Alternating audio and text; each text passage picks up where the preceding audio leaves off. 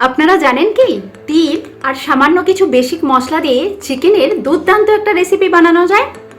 Hello friends, আমি চন্দ্রিমা, আমার channel মিষ্টি ক্ল্যাম্পে সবাইকে স্বাগত জানাই। আজ আমি বানাবো তিলোত্তমা চিকেন, একদমই নতুনত্ব একটা রেসিপি আজ আমি আপনাদের সামনে হাজির করেছি। তাই ভিডিওটা অবশ্যই স্কিপ না করে শেষ পর্যন্ত দেখার অনুরোধ রইল। আর ভিডিও ভালো লাগলে লাইক, শেয়ার আর কমেন্ট করতে কিন্তু একদমই ভুলবেন না। এখনও যদি আমার চ্যানেলটি সাবস্ক্রাইব করে না থাকেন তো প্লিজ বন্ধুরা আমার চ্যানেলটি সাবস্ক্রাইব করে এই বন্ধুর পাশে থাকার অনুরোধ রইল। আসুন দেখে নিই আমার আজকের রেসিপি তিলোত্তমা চিকেন। তিলোত্তমা চিকেন বানানোর জন্য এখানে আমি নিয়েছি 1 কেজি উইথ বোন চিকেন। মিডিয়াম সাইজের পিস করে কেটে নেওয়া আছে চিকেনের টুকরোগুলো। প্রথমে মাংসটাকে ম্যারিনেট করে নেব, তার জন্য আমি দিয়ে দিচ্ছি পাতিলেবুর রস। প্রায় 2 টিস্পুনের মতো পাতিলেবুর রস আমি এতে অ্যাড করে দেবো।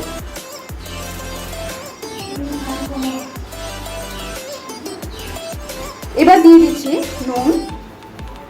এখানে আমি 1.5 টিস্পুনের মতো নুন অ্যাড করে দিলাম। দিয়ে দেবো হলুদ গুঁড়ো। এখানে আমি 2 টিস্পুন লঙ্কার গুঁড়োটা অ্যাড করে দিলাম।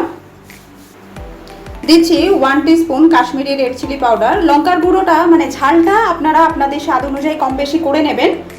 এখানে আমি Kashmiri red chilli powder 1.5 teaspoon add করে দিচ্ছি।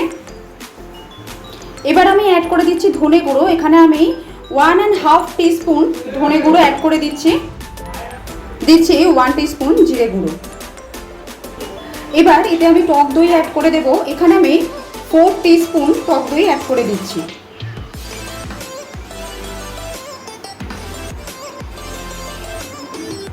এবার সমস্ত উপকরণের সাথে চিকেনটাকে খুব ভালোভাবে আমি মাখিয়ে নেব।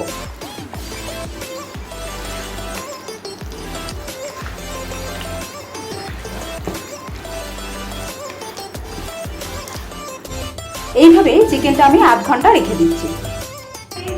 মাংসটা যতক্ষণ ম্যারিনেট হচ্ছে আমি একটা মশলা তৈরি করে নেব। তার জন্য কড়ার মধ্যে দিচ্ছি সামান্য পরিমাণে সাদা তেল।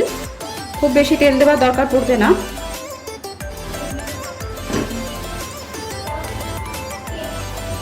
তেলটা একটু কড়ার গায়ে স্প্রেড করে নিলাম।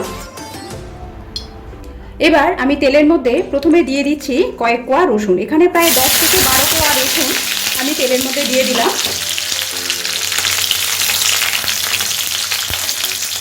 রসুনটাকে একটু গোল্ডেন করে ভেজে নেব।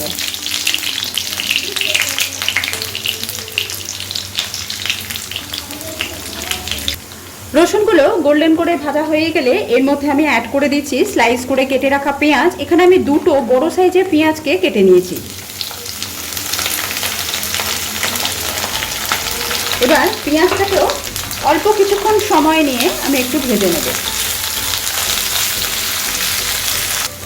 পেঁয়াজটা খুব বেশি ভাজার দরকার নেই, অল্প কিছু সময় নিয়ে পেঁয়াজটাকে ভাজার পর এতে আমি অ্যাড করে দিচ্ছি প্রায় 1.5 ইঞ্চির মতো আদা কুচি। সেই সাথে এতে আমি অ্যাড করে দেবো 6 থেকে 7টা আমন্ড। এবার এগুলোকেও অল্প কিছু সময় নিয়ে একটু ভেজে নেব।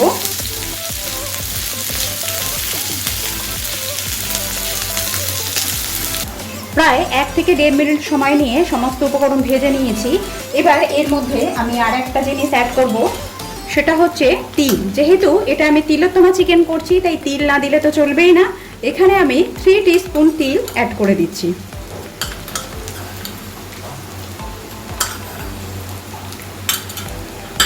এবার তিলটাকেও আমি সামান্য একটু সময় নিয়ে ভেজে নেব।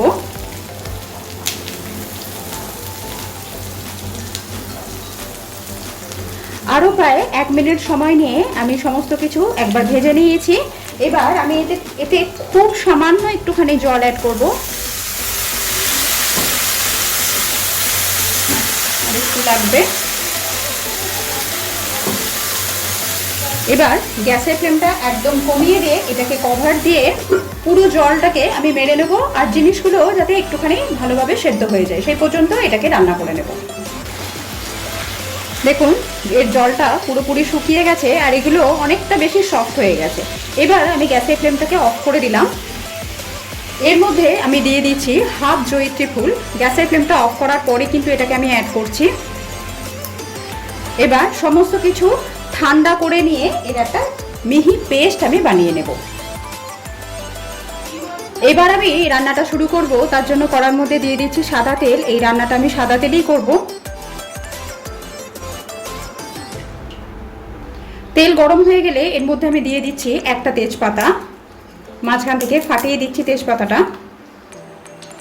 এবার দিচ্ছি 3টে মুখ ফাটানো ছোট এলাচ, একটা গোটা শুকনো লঙ্কা, 7-8টা গোটা গোলমরিচ আর একটা দারচিনি।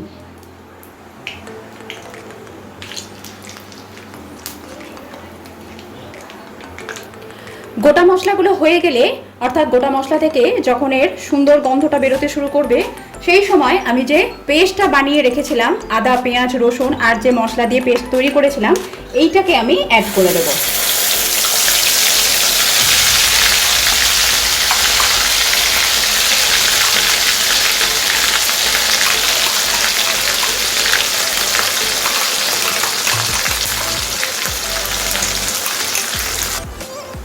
এবার মশলাটাকে একটু কষে নেব।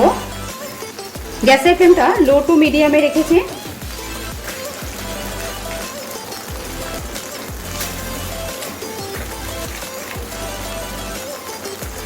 মশলাটা কষতে কষতে মিক্সির গায়ে লেগে থাকা মশলা ধুয়ে আমি সামান্য পরিমাণ জল এতে আমি অ্যাড করে দিলাম।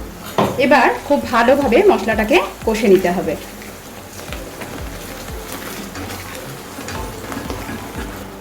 মশলাটা যখন ভালোভাবে কষা হয়ে যাবে, অর্থাৎ মশলা থেকে যখন তেল বেরিয়ে আসবে আর দেখে বুঝতে পারছেন মশলাটা কীরকম দানা দানা মতো হয়ে গেছে, ঠিক সেই সময় এতে আমি টক দইয়ের টক ভাবটাকে ব্যালেন্স করার জন্য 1 টিস্পুন চিনি অ্যাড করে দিচ্ছি। এবার চিনিটা দেবার পর খানিকক্ষণ সময় একটু কষে নেব।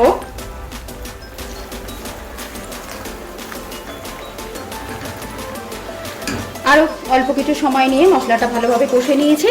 এবার এর মধ্যে আমি ম্যারিনেট করে রাখা চিকেন অ্যাড করে দেব।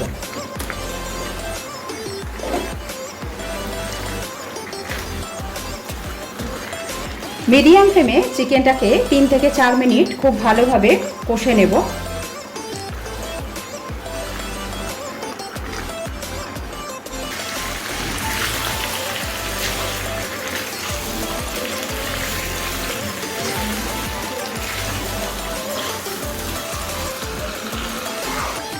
চার 5 মিনিট সময় নিয়ে চিকেনটাকে মিডিয়াম ফ্লেমে ভালোভাবে কষে নিয়েছি। এবার গ্যাসের ফ্লেমটা একটু কমিয়ে দিয়েছি, একদম লোতে নয়, লোয়ের থেকে একটু বেশি রেখেছি। একটু কমিয়ে দিয়ে অল্প অল্প করে জল অ্যাড করব আমি এতে।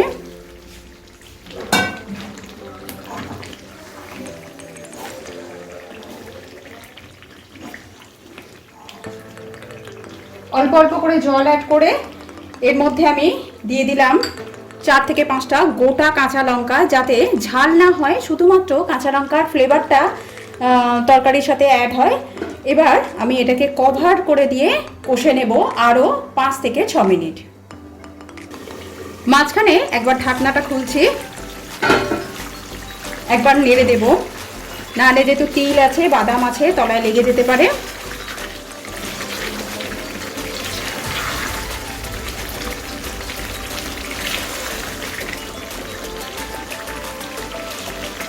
এবার আবারও এটাকে কভার করে দিলাম।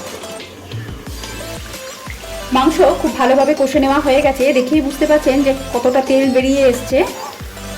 মাঝখানে কিন্তু আমি আরও আরেকবার ঢাকনা খুলে নেড়ে দিয়েছিলাম। এবার এতে আমি জল অ্যাড করে দেবো।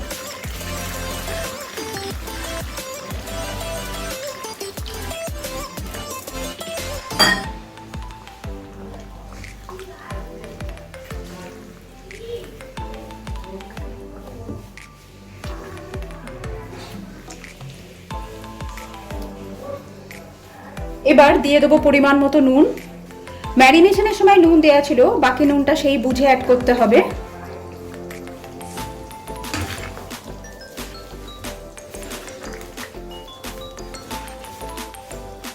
এই রেসিপিটা আমি একটু মাখা মাখাই পছন্দ করি, আপনারা চাইলে আর একটু জলও দিতে পারেন। এবার গ্যাসের ফ্লেমটা একদম কম করে দিয়ে চিকেনটাকে পুরোপুরি সেদ্ধ করে নেব। রান্নাটা যখন প্রায় শেষের পথে, সেই সময় আমি এতে 1 টিস্পুন কেওড়া জল অ্যাড করে দিচ্ছি।